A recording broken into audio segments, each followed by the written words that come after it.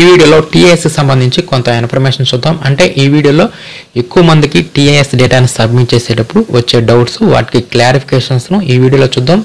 ముందుగా మనం ఈ టీఐఎస్ సైట్ ఓపెన్ చేయడానికి గూగుల్లో మీరు అమరావతి టీచర్స్ అని చెప్పి సెర్చ్ చేస్తే అప్పుడు కనిపించిన amravati-teacher.com సైట్ను ఓపెన్ చేయండి. ఈ సైట్ ఓపెన్ చేయగానే ఇక్కడ మీకు న్యూ లింక్స్లోనే TIS new module login link అని చెప్పి ఉంటుంది. ఇక్కడ ఈ టీఐఎస్కి సంబంధించి 100% ఏ విధంగా సబ్మిట్ చేయాలనేది పూర్తి ఇన్ఫర్మేషన్ ఈ వీడియోలో ఉంటుంది. నెక్స్ట్ ఈ సైట్లోనే క్రిందకు వస్తే ఇక్కడ మీకు టీఐఎస్ లాగిన్ లింక్ ఉంటుంది. ఈ లింక్ మీద క్లిక్ చేసేసి మనం ఈ సైట్లోకి లాగిన్ అయిపోతాం. లాగిన్ అయిపోయిన తర్వాత నెక్స్ట్ మనం సర్వీసెస్లోకి వెళ్ళిపోతాం. నెక్స్ట్ టీఐఎస్ సర్వీసెస్లో ఇక్కడ మనకి 5 రకాల ఫామ్స్ ఉంటాయి. ఇప్పుడు ఒక్కొక్క దాన్ని ఓపెన్ చేసేసి ఎక్కడెక్కడ ఎక్కువ మందికి సమస్యలు వస్తున్నాయి, ఎర్రర్స్ వస్తున్నాయి, వాటికి సొల్యూషన్స్ ఏమిటనేది ఇప్పుడు చూద్దాం. ముందుగా ఫస్ట్ది టీఐఎస్ బేసిక్ డీటెయిల్స్. దీంట్లో ఫస్ట్ ఇక్కడ మనకి ఇమేజ్ సమస్య అనేది ఉంది. అంటే మనం ఇమేజ్ని అప్లోడ్ చేసేటప్పుడు ఆ ఇమేజ్ అనేది ఫస్ట్లో అయితే అప్లోడ్ అయ్యేది కాదు. అంటే మనం 100 KB లోపు పెట్టిన ఫోటో జేపీఈజీలో ఉన్నా కూడా మనకి ఫోటో అనేది తీసుకునేది కాదు. ఇప్పుడు మనం ఫోటోని సెలెక్ట్ చేస్తే తీసుకుంటుంది. నెక్స్ట్ అడ్రస్ ఫర్ కమ్యూనికేషన్లో చాలామందికి ఇక్కడ విలేజ్ వద్ద పాఠశాల యొక్క విలేజ్ చూపిస్తుంది. ఇది పోర్టల్ అంటున్నారు. ఇది నో ప్రాబ్లం. మీకు కనుక పాఠశాల యొక్క విలేజ్ అనేది చూపిస్తుంటే మీరు మరలా ఒకసారి సర్వీసెస్లోకి వెళ్ళిపోయి మరలా బేసిక్ డీటెయిల్స్ని ఓపెన్ చేయండి. అప్పుడు మరలా మీకు రీలోడ్ అవుతుంది. అప్పుడు మీకు విలేజ్ అనేది 100% ఎడిట్ అవుతుంది. నెక్స్ట్ ఇక్కడ హెల్త్ కార్డ్ డీటెయిల్స్. ఇక్కడ ఈ హెల్త్ కార్డ్ డీటెయిల్స్లో కనుక మీకు డిపెండెంట్స్ లేరనుకోండి, ఇక్కడ నెంబర్ ఆఫ్ డిపెండెంట్స్ వద్ద 0 పెట్టేసేయండి. 0 పెట్టి పక్కన క్లిక్ చేయండి. అప్పుడు కింద ఉన్న కాలమ్స్ పోతాయి. నెక్స్ట్ మీరు సేవ్ మీద క్లిక్ చేయండి. 100% డిపెండెంట్స్ లేకుండా ఈ వివరాలు అనేవి ప్రస్తుతం సేవ్ అవుతున్నాయి. కాబట్టి డిపెండెంట్స్ లేని వారు 0 ఉంచండి. నెక్స్ట్ ఇక్కడ స్పౌజ్ డీటెయిల్స్లో కూడా చాలామంది ఇబ్బంది పడుతున్నారు.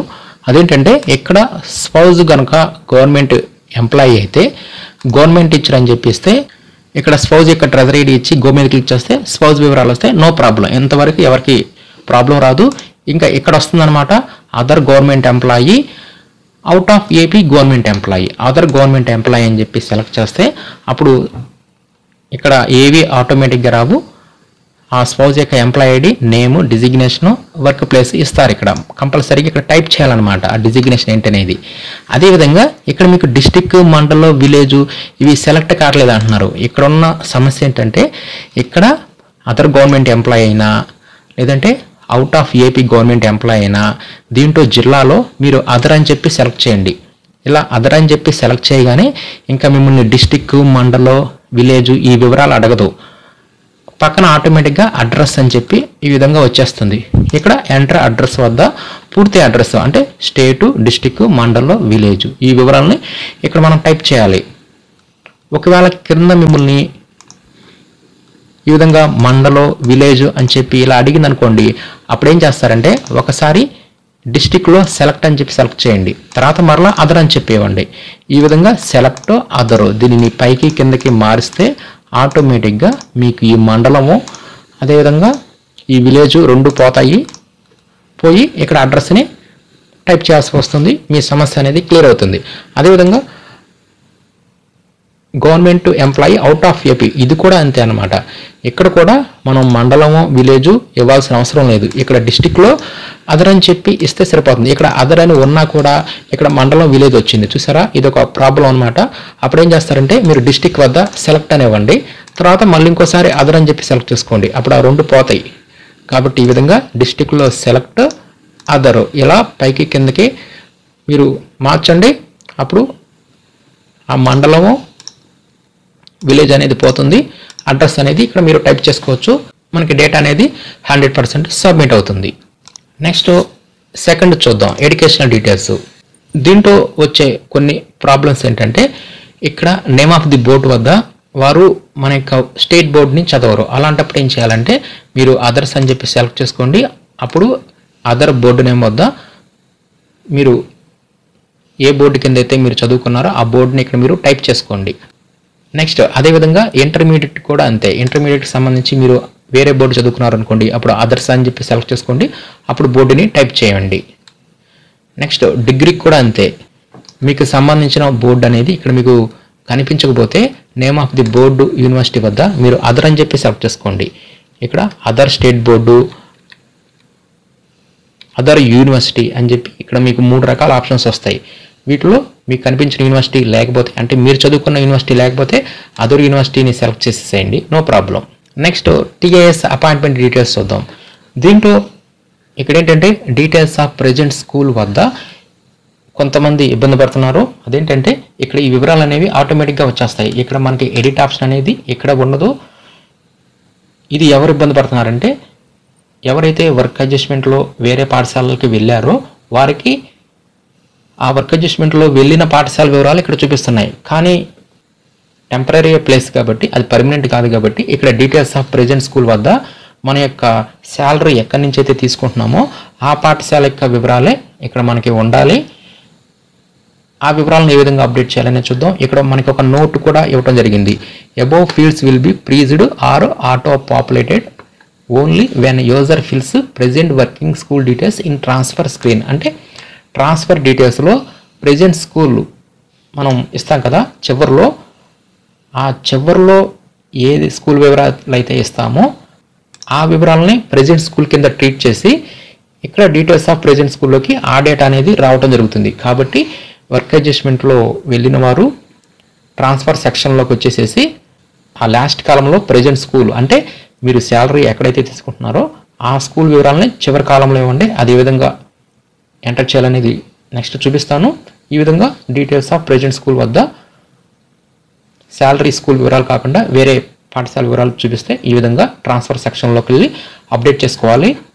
నెక్స్ట్ ఇక్కడ డిపార్ట్మెంట్ టెస్ట్లో కూడా చాలామంది మేము ఒక పేపర్ సెలెక్ట్ చేసుకొని సేవ్ చేసిన తర్వాత మరలా ఇంకొకటి చూపిస్తుంది అంటున్నారు. ఈ ప్రాబ్లం కూడా క్లియర్ అయిపోయింది. ఇప్పుడు ప్రస్తుతం మీరు ఏ పేపర్లు అయితే ఇక్కడ మీరు సెలెక్ట్ చేశారో సేవ్ అవే పేపర్లు ఇక్కడ మనకి చూపిస్తుంది, no problem. Next TAS transfer details. ఇక్కడ ఈ ట్రాన్స్ఫర్ డీటెయిల్స్లో ఇప్పటి వరకు మీరు ఎన్ని పాఠశాలలు అయితే వర్క్ చేశారో అన్ని పాఠశాలల వివరాలు ఇవ్వాలి. సపోజ్ మీరు 4 పాఠశాలలు మారితే కంపల్సరీగా ఇక్కడ మీరు 4 అని ఇవ్వండి. మొదటిది వచ్చేసరికి ఫస్ట్ అపాయింట్మెంట్కి సంబంధించి ఆ పాఠశాల వివరాలు ఇస్తారు. 4వది వచ్చేసరికి ప్రెజెంట్ అంటే శాలరీ ప్రస్తుతం ఏ పాఠశాలలో అయితే తీసుకుంటున్నారో ఆ పాఠశాల యొక్క వివరాలని 4వ దాంట్లో ఇవ్వాలి. ఇలా మీరు చివరి దాంట్లో ఇచ్చే వివరాలు అక్కడ ప్రెజెంట్ స్కూల్ వివరాల్లోకి అప్డేట్ అవడం జరుగుతుంది. వర్క్ అడ్జస్ట్మెంట్లో వేరే పాఠశాలకు వెళ్ళిన వారు కంపల్సరీగా ఇక్కడ చివరి దాంట్లో శాలరీ తీసుకుని ఆ పాఠశాల వివరాలని అప్డేట్ చేయండి. మీకు ఆటోమేటిక్గా నెక్స్ట్ అక్కడ ప్రెజెంట్ స్కూల్ వివరాలు అనేవి మారతాయి. అదేవిధంగా ఇక్కడ ఒక సమస్య ఉంది. అదేంటంటే ఇక్కడ మీరు స్టార్టింగ్లో ఒక పాఠశాలలో మీరు వర్క్ చేశారు, తర్వాత ఆ పాఠశాలని మూసివేయటం జరిగింది, అంటే ఆ పాఠశాలను క్లోజ్ చేశారు. అలాంటప్పుడు ఆ పాఠశాల పేరు కనిపించట్లేదు అంటున్నారు. అలాంటప్పుడు ఏం చేయాలంటే చివరిలో మీకు అదర్స్ అని చెప్పి ఉంటుంది. ఇక్కడ అదర్స్ అని చెప్పి సెలెక్ట్ చేయండి. అప్పుడు ఆ క్లోజ్ చేసిన ఆ పాఠశాలని మీరు మాన్యువల్గా ఇక్కడ మీరు టైప్ చేసుకోవచ్చు అనమాట.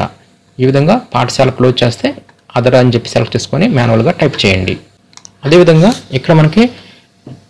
ఇక్కడ చూపించిన 5 రకాల ఫామ్స్ని మనం సేవ్ చేస్తే ఆటోమేటిక్గా ప్రివ్యూ అనేది ఇక్కడ మనకి కనిపిస్తుంది. ప్రస్తుతానికైతే ఎలాంటి ఫైనల్ కన్ఫర్మేషన్ అనేది లేదు. మనం ఒక్కొక్క ఫామ్ని ఓపెన్ చేసి అంటే 5 ఫామ్స్ని ఓపెన్ చేసేసి మనం డేటాని సేవ్ చేసామంటే ఆటోమేటిక్గా మన యొక్క డేటా అనేది 100% సబ్మిట్ అయినట్టే. మనం ప్రివ్యూ మీద క్లిక్ చేసేసి ఆ డేటా మొత్తాన్ని మనం సేవ్ చేసుకోవచ్చు. అంటే ప్రింట్ మీద, అంటే ఈ ప్రివ్యూలో చివరిలోకి వస్తే ఇక్కడ ప్రింట్ ఉంటుంది. ఈ ప్రింట్ మీద క్లిక్ చేసేసి సేవ్ టు పీడిఎఫ్ అని చెప్పి మనం ఈ డేటా మొత్తాన్ని పీడిఎఫ్లోకి సేవ్ చేసుకోవచ్చు. అదేవిధంగా ఈ ప్రివ్యూలో కూడా కొన్ని తప్పులు చూపిస్తున్నాయి, అది నో ప్రాబ్లం. మనం డేటాని ఆ 5 రకాల ఫామ్స్లో డేటాని కరెక్ట్గా ఇస్తే చాలు.